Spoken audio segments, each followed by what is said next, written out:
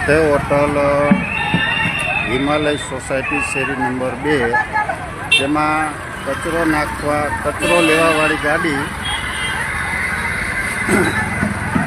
આજે 15-20 દિવસ જ્યાં કચરો લેવાવાળા કોઈ આવતા નથી, એટલે બાયુનો રોષ જુઓ તમે. આ રોડ ઉપર કચરો નાખીને જાય છે. અત્યારે રોડ ઉપર ઢગલો કર્યો છે. તમે જોઈ રહ્યા છો આ રાધે હોટલ વોર્ડ નંબર 12માં આજે કચરો લેવા માટે કોઈ આવતું નથી. એના માટે